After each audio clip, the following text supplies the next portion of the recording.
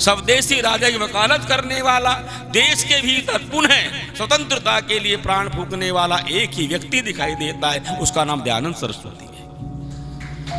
पुनः इस वाक्य ने पुनः जागृति पैदा कर दी। और ऋषि ने तो यहां तक भी लिखा, अपना राजा तो चाहे राग द्वेष वाला भी क्यों ना हो, वो भी बोलो विदेशी राजा से उत्तम है।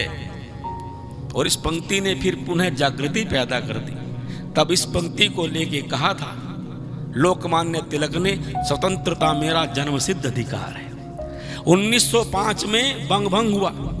उस समय लोकमान्य तिलक कांग्रेस में छाए हुए थे। लोकमान्य तिलक ऐसे सर्वमान्य नेता थे उस समय। जब कांग्रेस बनी तो कांग्रेस बनाने के पीछे उद्देश्य क्या था? आर्य समाज की स्थापना के बाद कांग्रेस की स्थापना हुई। इसके पीछे पता कारण क्या था? आर्य समाज की स्थापना के बाद पता चल गया था सरकार को कि यह क्रांतिकारी संगठन है, और यदि इसके तोड़ के लिए कोई संगठन नहीं बना गया तो हम भारत में ज्यादा दिन तक शासन। तो उन्होंने कांग्रेस बनाई। किस लिए बनाई? ये हमने कांग्रेस कि कांग्रेस भारत के नेताओं को, भारत के रजवाड़ों को, भारत के लोगों को अंग्रेजी सरकार के प्रति वफादार बनाने का काम करेगी, जिससे भारत के भीतर किसी प्रकार का द्रोह पैदा ना हो। इसलिए पहले जो कांग्रेस के पहले नेता नरम दल के नेता कहे जाते हैं। पर जब तिलक ने कांग्रेस में प्रवेश किया, तिलक के आने पर कांग्रेस फिर क्रांतिकारियों का संगठन बना, और फिर कांग्रेस वह पार्टी बनी जो राष्ट्र की स्वतंत्रता के लिए काम करने वाली बनी। तिलक कैसे व्यक्ति थे? जब तिलक को हम पढ़ते हैं तो तिलक बड़े विद्वान तो थे ही, लेकिन तिलक राष्ट्रभक्त बहुत बड़े थे। मांडले की जेल में तिलक थे। 1915 में महात्मा गांधी भारत आए थे अफ्रीका से। उससे पहले भारत में जो आंदोलन चल रहा था स्वतंत्रता की लड़ाई का, वो तिलक के नेतृत्व में चल रहा था। तो तिलक तब मांडले की जेल में थे 1915 में, जब महात्मा गांधी भारत में आए। और देखो, आपको एक बात और बता दूं, शायद आप जानते हो नहीं जानते हो, जब अफ्रीका में महात्मा गांधी ने अश्वेत लोगों के लिए काम किया और वहां रहने वाले भारतीयों के लिए काम किया जो मजदूर थे, उनकी सेवा के लिए सबसे पहले उनकी सहायता करने के लिए चंदा भेजने वाले भारत के व्यक्ति का नाम था स्वामी श्रद्धानंद। गुरुकुल कांगड़ी के बच्चों ने अपनी फीस के पैसों को काट करके और मजदूरी करके, इतिहास बताता है, कांगड़ी के बच्चों ने मजदूरी करके और मजदूरी के पैसों एकत्र करने के बाद गांधी जी के लिए अफ्रीका भेजे थे। ये इस इतिहास को कौन आपके सामने रखेगा? कौन बताने वाला है इतिहास? मांडले की जेल में है तिलक। तो तिलक की पत्नी का देहांत हो गया। कैसे कैसे लोग हुए क्रांतिकारी। मैं तो जब बोलता हूं तो मेरे आंसू रुकते नहीं हैं। क्या करूं? मैं जब इन बातों को बोलता हूं तो इसलिए नहीं बोलता कि आप सुनते हो दुनिया सुने, इसलिए बोलता हूं जब मैं उनको याद करता हूं तो मानो को श्रद्धांजलि देता हूं जिनकी कृपा से हम स्वतंत्र हुए आज बैठे। उनकी पत्नी का देहांत हो गया तिलक की, और वहां जब तार पहुंचा तो तिलक ने तार पढ़ा और चुपचाप रख दिया, क्योंकि जेलर ने तार को पहले ही पढ़ लिया था। जेलर ने कहा, तिलक तुम बड़े निष्ठुर व्यक्ति हो, तुम्हारे जैसा निष्ठुर आदमी मैंने नहीं देखा। तुम्हारी पत्नी की मृत्यु का तार तुम्हें प्राप्त हुआ है और तुमने तार को पढ़ के चुपचाप रख दिया है। तुमने 2 आंसू भी अपनी आंख से नहीं निकाले। क्या तुम्हारी पत्नी तुम्हें प्रिय नहीं थी? तो तिलक कहते, जेलर महोदय ऐसी बात नहीं है, मेरी पत्नी ने मेरा बड़ा साथ दिया, मुझे छोड़ के चली गई है, पर मैं क्या करूं, मैंने सारे आंसू भारत माता के लिए बहा दिए हैं, मेरे पास आंसू शेष बचे नहीं। 1919 में जलियांवाला बाग हत्याकांड हुआ 1919 में। और आपको यदि आप थोड़ा सा भी इतिहास को देखते हैं तो आपको पता चलेगा 1919 में कांग्रेस का अधिवेशन कराने की सामर्थ्य किसी की नहीं थी। उस समय जिसने वो अधिवेशन कराया था उस शेर का नाम था महात्मा मुंशी राम स्वामी श्रद्धानंद। और कहाँ करवाया था? अमृतसर में करवाया था। और उसके वर्णन को उनके पुत्र इंद्र विद्या वाचस्पति ने एक पंक्ति में लिखा, पुस्तक में लिखा, पुस्तक का नाम बोलो, पढ़ना लेकर के मिल जाए, मेरे पिता करके उन्होंने पुस्तक लिखी। किसने? इंद्र विद्या वाचस्पति ने, जो स्वामी श्रद्धानंद के छोटे बेटे थे। मेरे पिता ही, बस इतना ही टाइटल है, मेरे पिता। उसमें उन्होंने लिखा कि उसमें मांडले की जेल से आ गए थे तिलक की शोभा यात्रा निकाली, हाथी पर बिठा गया। महात्मा गांधी का अब प्रवेश हो रहा है भारत की स्वतंत्रता में और तिलक के युग का अंत हो रहा है। तो लिखते हैं कि हमने तिलक के चेहरे को देखा गौर से। तिलक के चेहरे पर कोई प्रसन्नता नहीं थी, ना कोई खुशी थी, ना कोई गम था। धीर गंभीर व्यक्तित्व है तिलक का। आपने एक नाम सुना होगा श्यामजी कृष्ण वर्मा का। श्यामजी कृष्ण वर्मा सच्चिदानंद के शिष्य थे। 1877 में जब प्रवचन हुए स्वामी जी महाराज के पूना में, तब वो बालक थे, तब वो पढ़ते थे। तब से स्वामी दयानंद के संपर्क में आए तो बड़े हो गए, बीए किया, संस्कृत के विद्वान बने। तो मोनियर विलियम्स भारत में आए, उन्होंने कहा कि संस्कृत कोई विद्वान हो तो उसको जाके मैं वहाँ इंग्लैंड में नौकरी दिलवा सकता हूँ। वो संस्कृत के वहाँ प्रवक्ता थे मोनियर विलियम। तो वो ले गए इनको, श्यामजी कृष्ण वर्मा को। 1930 में श्यामजी कृष्ण वर्मा की मृत्यु हुई जेनेवा में। श्यामजी कृष्ण वर्मा वहाँ संस्कृत पढ़ाने के लिए पहुंचे थे प्रोफेसर होकर के, और उन्होंने एक तय किया था कि जो भी भारत का व्यक्ति नौजवान यहाँ इंग्लैंड में आकर के बैरिस्ट्री करने के लिए आएगा, उसको हम सस्ते में भोजन देंगे, कमरा देंगे रहने के लिए, लेकिन उसके प्रपत्र भरवाएंगे कि तुम्हें आजीवन ब्रह्मचारी रह करके देश की स्वतंत्रता के लिए लड़ना है। श्यामजी कृष्ण वर्मा के ही 1905 में इंडियन हाउस में वीर सावरकर जाकर के ठहरे थे, क्योंकि वीर सावरकर को निकाल दिया सरकार ने स्कूल से। तो तिलक ने पत्र लिखा श्यामजी कृष्ण वर्मा को, मैं वीर सावरकर को भेज रहा हूं, उसको पढ़ा। तो सावरकर उनके छात्रवृत्ति पर पढ़े। मदन लाल ढींगरा का नाम आपने सुना होगा, जिन्होंने कर्नल वाइली की हत्या की थी। वो भी श्यामजी कृष्ण वर्मा के इंडियन हाउस में रहते थे। मदन लाल ढींगरा का एक संस्मरण बड़ा जबरदस्त है। देख कैसे कैसे लोग हुए क्रांतिकारी। मदन लाल ढींगरा को पकड़ लिया गया, जिन्होंने कर्नल वाइली को मार दिया। क्रांतिकारी कभी भागे नहीं हमला करने के बाद। उनके भीतर तो एक ही बात थी कि आत्मा मरती ही नहीं है, आत्मा तो वो सदा रहती है। शरीर राष्ट्र के काम आ जाए, अगला जन्म ले फिर राष्ट्र के काम आए। तो जेलर ने सुंदर से युवक को देखा, ये तो 22 साल का था, कुल 22-23 साल का जवान खड़ा है सामने, जज के सामने मुस्कुरा रहा है। कहा तूने कर्नल वाइली को मारा? बोले हाँ मारा, इसने मेरे देश में अत्याचार किए थे, मैंने मार दिया। बोले तुम्हें फांसी होगी? बोले अभी दे दो, मैं मना थोड़ी कर रहा हूं तुम्हें, तुम्हारे राज्य में हूं, तुम्हारे देश में हूं, जो चाहे कर लो। पर वो जेलर ध्यान से उसकी तरफ देखते, नौजवान कितना सुंदर है, इसको फांसी देना अच्छी बात नहीं है। जेलर के मन में दया आ गई। जेलर बोला मैं तुम्हें फांसी देने के पक्ष में नहीं हूं, तुम्हें उम्र कैद देने के पक्ष में हूं। अब तुम ये तय कर लो, यदि उम्र कैद तुम लेना चाहते हो, तुम्हारी इच्छा पर निर्भर है। मैं लिख दूंगा तुम 20 वर्ष के लिए जेल चले जाओगे। 20 वर्ष बाद जेल से छूट करके तुम अपना घर बसाना, अपना काम करना। तो मदन लाल ढींगरा बोले ना ना, मुझे फांसी दे दो, फांसी दे दो मुझे। जज देखने लगा कैसा व्यक्ति है, फांसी क्यों मांगता है भाई? बोले फांसी दे दो, 20 वर्ष तुम्हारी जेल में रह करके शरीर किसी काम का नहीं रहेगा। और सुनो, हम तो आर्य हैं, वैदिक धर्मी है, पुनर्जन्म को मानते हैं। आज तुम मुझे फांसी दोगे, 9 महीने बाद फिर किसी माँ के गर्भ से जन्म ले लूंगा,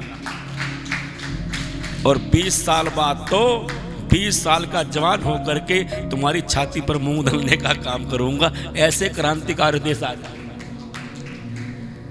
श्यामजी कृष्ण वर्मा ऐसे व्यक्ति रहे जिनके जो स्वामी दयानंद के शिष्य थे। ये बात मैं क्यों कह रहा हूं प्रमाण के साथ? जब स्वामी दयानंद सरस्वती जी महाराज ने 1883 के फरवरी के महीने में परोपकारिणी सभा की स्थापना की, तो सदस्य के रूप में 23वें नंबर पर श्यामजी कृष्ण वर्मा का नाम है। आप लिस्ट पढ़ेंगे तो आपको मिल जाएगा। उसमें गोपाल कृष्ण गोखले का नाम भी है, श्यामजी कृष्ण वर्मा का नाम भी है, और उसमें सबसे पहला नाम है उदयपुर के राजा सज्जन सिंह का, राजा नाहर सिंह का नाम भी है, मेरठ के आर्य समाज का नाम भी है, और बोलो लाहौर के आर्य समाज का लाला मूलराज का नाम भी है, लाला सैदास का नाम भी है। उस पूरी लिस्ट को आप पढ़ना। तो वहां श्यामजी कृष्ण वर्मा दयानंद के शिष्य थे, उनके पास अनेकों क्रांतिकारी रहे हैं। श्यामजी कृष्ण वर्मा गुजरात के कच्छ क्षेत्र में मांडवी नाम का एक गांव है, वहां के रहने वाले थे। जिनेवा में 1930 में श्यामजी कृष्ण वर्मा की मृत्यु हुई। आर्य समाज के जब हम इस इतिहास को पढ़ते हैं तो पता चलता है कि स्वतंत्रता की क्रांति को स्थापित करने वाले सच्चिदानंद के कितने शिष्य हो। क्रांति में सबसे बड़ा नाम भगत सिंह का आता है। अभी तक उससे बड़ा नाम प्रदेश विश्व में किसी का छाया नहीं, भगत सिंह का नाम जितना बड़ा है। भगत सिंह डीवी कॉलेज में पढ़ते थे और डीवी कॉलेज में भाई परमानंद के शिष्य थे। भाई परमानंद आर्य समाजी थे और भाई परमानंद पहले आर्य समाजी ने अफ्रीका में जाकर आर्य समाज का प्रचार किया। भाई परमानंद को आजीवन कारावास सजा हुई थी और वह वहाँ कारावास उन्होंने भोगा जहाँ वीर सावरकर ने कारावास भोगा। कहाँ बोला? अंडमान में, काले पानी में। उन्होंने एक पुस्तक लिखी, उसका नाम मेरा आजीवन कारावास। उन्होंने उसमें वो संस्मरण दी, उसके बाद में सुनाऊंगा। भाई परमानंद किस परिवार से थे ये आपको बता थोड़ा सा। भाई परमानंद भाई मतीदास के परिवार से थे। भाई मतीदास कौन थे? भाई मतीदास वो थे जिनको आरे से चीर दिया था औरंगजेब ने गुरु तेग बहादुर के साथ। गुरु तेग बहादुर को जब औरंगजेब ने पकड़ लिया और चांदनी चौक जहां वर्तमान में है, जहां शीशगंज गुरुद्वारा है, उसके वहां पास चांदनी चौक में लाल किले के सामने वहां उसको गुरु गोविंद सिंह, गुरु तेग बहादुर जी को, उसके साथ में दो और लोग हैं गुरु जी के साथ में, मतीदास और एक दयाल। दयाल को उबलती हुई रेत में डाल दिया और मद्दास को आरे से चीरा जाने लगा। जब मद्दास को आरे चीरा जाने लगा तो गुरु तेग बहादुर की आंखों में आंसू आ गए। मद्दास बोले, गुरुजी क्या मृत्यु से डरते हो, मरने से डरते हो, आप रो रहे हो? बोले मैं मृत्यु से नहीं डरता भैया, तू मेरा छोटा भाई है, बलिदान मेरे से पहले दे रहा है, इसलिए तुझे देख के मेरी आंखों में आंसू गए। तो गुरु के सब शिष्यों ने तय किया कि जिसको हमारे गुरु ने भाई कहा है उसके पीढ़ी को भाई कहा करेंगे। इसलिए गुरु मतीदास की पीढ़ी के जितने लोग आए उन सब के साथ में भाई सब जुड़ा है। भाई परमानंद, भाई महावीर, भाई बाल मुकुंद, अनेकों लोग हुए। तो वहाँ उन्होंने एक भाई परमानंद ने उस पुस्तक में एक संस्मरण लिखा। वो कहते मेरे एक भाई थे, मेरे चाचा के लड़के, उनका नाम था भाई बाल मुकुंद, नौजवान थे। तो भाई बाल मुकुंद को स्वतंत्रता की लड़ाई में संघर्ष करते हुए अंग्रेजों ने गिरफ्तार कर लिया। और उस समय वो ऐसा काल था कि शादी तो हो जाती थी, गोना बाद में होता था, कई साल बाद। पुरानी माते बेटे इनको पता है, गोना जिसको चाला बोलते हैं, हमारे द्विरागमन बोलते हैं वैसे शुद्ध भाषा में, वो कई साल बाद होता था। अब शादी तो हो गई बाल मुकुंद की, पर पत्नी नहीं आई थी और पहले दिखावा होता नहीं था। तो पत्नी को पति ने नहीं देखा, पति ने पत्नी को नहीं देखा और बाल मुकुंद को जेल हो गई। लाहौर की जेल में बाल मुकुंद है। पीछे उसके परिवार के लोग उनकी पत्नी गोना करा करके घर लाए। घर आकर के पत्नी ने पूछा मेरे पति कहाँ हैं? कहो तो जेल में है। जरा विचार करो, अपनी छाती पर हाथ रख करके देखो, पति पत्नी का मिलन हो रहा है तो जेल में हो रहा है। जब जेल में गई तो देखा एक छोटी सी कोठरी बाल मुकुंद बंद है। 8 बाई 8 कोठरी है, उसी में रहना, उसे मलमूत्र करना, उसी में सोना, सब काम वही। काल कोठरी है वो, तो दुर्गंध आ रही है। देखा, पहली बार मिले, चरण छुए, उसका नाम था राम रखी। कहा यहाँ रहते? बोले हाँ। खाते क्या हो? एक टुकड़ा उठा के दे दिया, उसमें कुछ मिट्टी थी, राख थी, तो देवी ने उसको पल्लू से बांध लिया। कहते सोते किस पर हो? तो कहा फर्श पर सोता हूं। बोले कंबल कैसा? तो कंबल दिखा दिया मोटा सा। सत्य घर आई, जैसे कोठरी पति की थी वैसे घर में कोठरी बना ली। धरती पर सोने लगी, वैसी रोटी खाने लगी। और वो लिख रहे हैं जिस दिन बाल मुकुंद को प्रातःकाल फांसी हुई, उसको पता चला कि तेरे पति ने इस देह को राष्ट्र के लिए त्याग दिया है। तो वो लिख रहे हैं भाई परमानंद कि वो मेरी भाभी राम रखी मानो भगवान के ध्यान में बैठ गई हो, और शाम को 4 बजे राम रखी ने भी अपने प्राण त्याग दिए। भगत सिंह के एक चाचा थे अजीत सिंह। सुनो ध्यान से, मुझे कभी कभी जब मैं संस्मरण मैं याद करता हूँ तो मैं तो अंदर तक हिलता हूँ। कैसे लोग रहे, कैसे देश आजाद किया लोगों ने। अजीत सिंह को लाला लाजपत राय के साथ में देश बदर की सजा हुई थी, और जिस दिन सजा हुई, जिस दिन पकड़े गए, उसी दिन वो उनकी पत्नी का चाला होकर के आया था। उसका नाम था हरनाम कौर। हरनाम कौर उनकी पत्नी का नाम था अजीत सिंह की। तो 1-2 दिन पहले ही आई थी। तो पुलिस ने जब पकड़ा तो हरनाम कौर ने पूछा कब आओगे? बोले परसों आ जाऊंगा। और आपको पता है किसी ने पढ़ा हो तो वह व्यक्ति 36 वर्ष बाद वापस आया। लाला लाजपत राय तो आ गए, पर व्यक्ति विदेश में रह करके राष्ट्र का काम करता रहा। 36 वर्ष बाद आया 1947 में। और जब आए तो किसी ने पहचान भी नहीं की। दाढ़ी बड़ी हुई है, बूढ़े हो गए। आप कल्पना भी नहीं कर सकते, एक महिला जिसने अपनी सारी जवानी, सारा जीवन अपनी पति की प्रतीक्षा में काट दिया हो, तो उसका नाम हरनाम कौर है। हरनाम कौर भी बूढ़ी हो गई पति की राह देखते देखते। और जब आए तो परिचय दिया। बहुत देर बाद तो समझ में आया कि यही है। जब अपना परिचय दिया, कुछ कागज दिखाए, तब हरनाम कौर ने एक शिकायत की, सरदार जी तुम्हारी परसों बहुत बड़ी हुई है। तो उस समय जो वाक्य कहा, इतिहासकारों ने जो लिखा, जो वाक्य निकला अजय सिंह के मुख से, तो उसने एक कहा, देवी तुमसे मैंने विवाह तो किया, पर मैं तुम्हारे साथ न्याय नहीं कर पाया, क्योंकि सारा जन्म तो देश की सेवा के लिए समर्पित हो गया। और आगे जो कहा साहब, उसने कहा देवी ये जन्म तो मैंने भारत माता की सेवा के लिए लगा दिया है, यदि अगला जन्म मिला तो तेरा कर्जा उतार दूंगा। भगत सिंह के दादा का नाम था स्वर्ण सिंह। स्वर्ण सिंह पहले आर्य समाजी बने। भगत सिंह पर बहुत लिखा गया, और भगत सिंह पर जितना लिखा था किसी पर नहीं लिखा गया। भगत सिंह पर बहुत पुस्तक, कुलदीप नैयर ने भी लिखा और ने भी लिखा, पर एक बड़ी प्रमाणित पुस्तक भगत सिंह पर आई है। भगत सिंह की भतीजी ने लिखी है, वीरेंद्र संधू ने। उस पुस्तक का टाइटल है युग दृष्टा भगत सिंह एवं उनके मृत्युंजय पुरख। मिले तो जरूर पढ़ना। उसने जो उसका है, हाँ वो मिल जाएगी जहाँ मिलती, यहाँ आसपास मिलती होगी जहाँ। मैंने तो 2 एडिशन मंगाए उसके। तो एक तो मैंने मेरे से पहले मेरे बेटे ने मंगा के पढ़ी। तो मैंने पूछा पुस्तक, बोले पिताजी मेरे पास है। फिर मैं एक जगह, फिर मैं दूसरी लेकर के आया। तो वो उसमें उसने लिखा पूरा इतिहास कि मेरे दादा आर्य समाजी बने। स्वर्ण सिंह, अर्जुन सिंह, हाँ अर्जुन, हाँ स्वर्ण सिंह, अजीत सिंह और किशन सिंह, और अर्जुन सिंह दादा वो बने आर्य समाज। कैसे बने? तो कहते हैं मेरे दादा ऐसे थे, हवन कुंड को सिर पे रख करके चलते थे। तो किसी ने कहा कि लोहे का तुमने टुकड़ा ये सिर पर रखा है, क्या है? बोले पगले ये हवन कुंड है, इसमें देव यज्ञ किया जाता है, इसका स्थान तो सिर के ऊपर ही होता है। ऐसे उसने लिखा, वो लिखती है कि जब मेरे दादा किशन सिंह का विवाह हुआ विद्यावती के साथ में, तो हमारे इलाके में पहली शादी थी सरदारों में, पहला विवाह था ये। जो विवाह संस्कार वैदिक रीति से हुआ था, जिसमें गुरु ग्रंथ साहब की परिक्रमा नहीं हुई थी, अग्नि की परिक्रमा होकर के विवाह हुआ था। दुनिया देखने आई थी। आप जरा सोचो उस समय में कितना बड़ा काम होगा।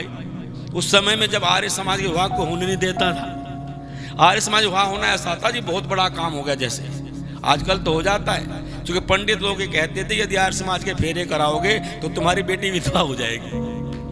तो लोग डरते थे। ऐसे समय में तो बड़े बहादुर लोग ऐसा करते थे।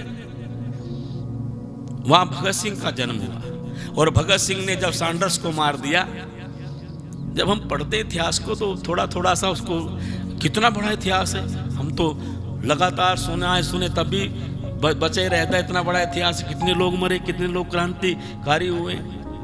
तो सैंडर्स को जब मार दिया तो उनको बचाने के लिए ले जाना था। अब कहाँ ले जाएं? पुलिस चारों तरफ खड़ी है। तो एक हरियाणा के व्यक्ति थे, उनका नाम था चौधरी छज्जू लाल। थे तो जाट वो, पर उनको लाला छज्जू लाल कहा जाता था। कलकत्ता में रहते थे, वहां व्यापार करते थे, क्रांतिकारियों की बड़ी सहायता करते थे। अन्य क्रांतिकारी वहां जाते थे, और इतिहास में लिखा है कि भगत सिंह उससे पहले भी 3 बार कलकत्ता गए थे पिस्तौल लेने के लिए और बारूद लेने के लिए। अब वो उनसे संपर्क किया, लाला छज्जू लाल से, चौधरी साहब से, कि भगत सिंह को यहां भेज रहे हैं। बोले भेज दो, मेरी कोठी पर यहाँ रहेंगे। उनका मकान विधान सरणी आर्य समाज के सामने ही था, जहाँ आर्य समाज बड़ी कलकत्ता की आर्य समाज है, सामने ही था वहां पर। अब यहां से जाएं कैसे? चारों तरफ पुलिस खड़ी है, भगत सिंह का फोटो छपा हुआ, दाढ़ी वाला और बाल वाला। तब भगत सिंह ने अपना हुलिया बदला, दाढ़ी कटवाई, बाल कटवाए, हल्की हल्की मूछें रखी, अंग्रेज जैसा बन गया। वो जो टोप लगा हुआ है ना भगत सिंह का, वो तभी का है।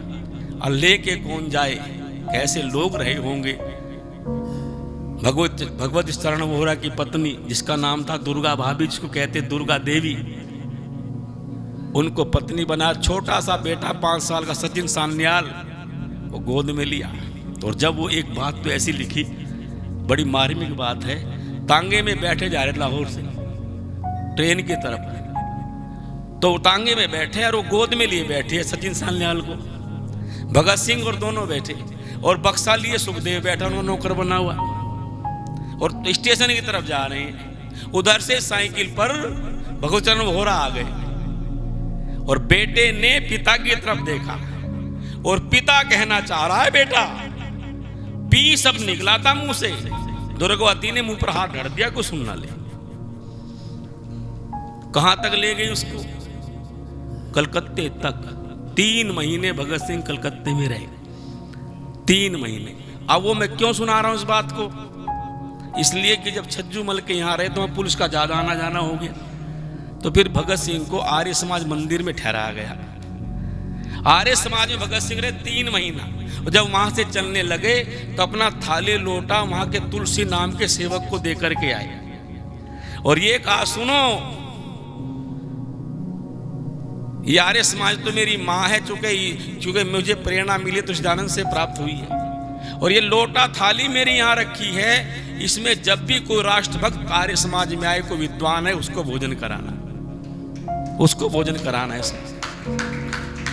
भगत सिंह से लगा करके जितने भी क्रांतिकारी, राम प्रसाद को पढ़े या दूसरों को पढ़े, उन सब के पीछे एक ही महापुरुष है, एक ही संस्था, उसका नाम है आर्य समाज।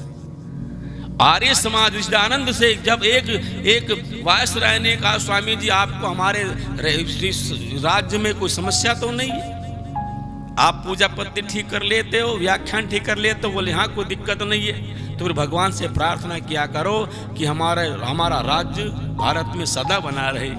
सीधा निर्भीकता से बोले, तुम समझते हो प्रार्थना में क्या करता हूँ रोजाना? मैं तो जब प्रार्थना में बैठता हूँ कहते हैं, भगवान मेरे देश में से जितनी जल्दी हो जाए अंग्रेज चले जाएं और मेरे देश में मेरा शासन पैदा हो जाए।